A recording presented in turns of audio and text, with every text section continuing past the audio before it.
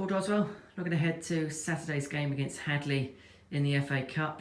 I suppose it's one of those ties which the competition's made for. Yeah, it's a definite giant killing one from their aspect.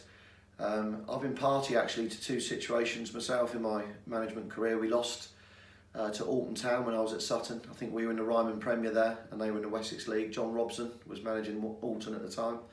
So we suffered a defeat at home as well, and that was hard to take. And I think a few years later, Burgess Hill Town, when we were in the Conference South, beat us at Sutton. So I've had two experiences where it's not gone for me on a giant killing, gone against me. But then we've been the giant killers as well, you know, famously against Wimbledon away and then obviously against Leeds United. So it's a great competition. It's one that I absolutely love, the FA Cup. It always excites me, the draw on the Monday, always listening on the radio. And as a kid, I remember the balls and the bag and the radio, and it's a competition of a certain age. If you're in your 50s, 60s, 70s, 80s, then it's a competition that you absolutely adore and love. It's one of those games where everyone will be hoping that Hadley can pull off the giant killing. It's our job to kind of kill those hopes. Yeah, listen, the first person to ring me after the draw was Matty Gray, the Sutton manager, because his granddad started or certainly ran the club for a long, long time, and then his dad then came and run the club, and his brother, I understand, virtually runs the club now, and you know, they're by all accounts a fantastic football club, all volunteer led, as most of the non-league clubs are.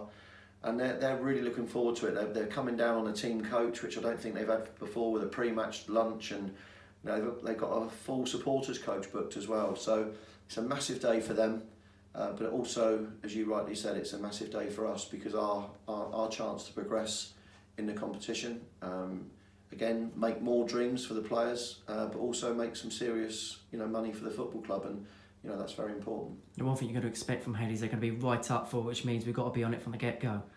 Yeah, again, Brian French and Steve Beck went to Welling Garden on Tuesday night and watched them in their charity cup game, and then went to Stansted and watched them play in their league game Saturday. So we've given them all the respect that they certainly deserve, and what we have picked up on is they got 3 or 4 players in their starting 11 that could play at a higher level.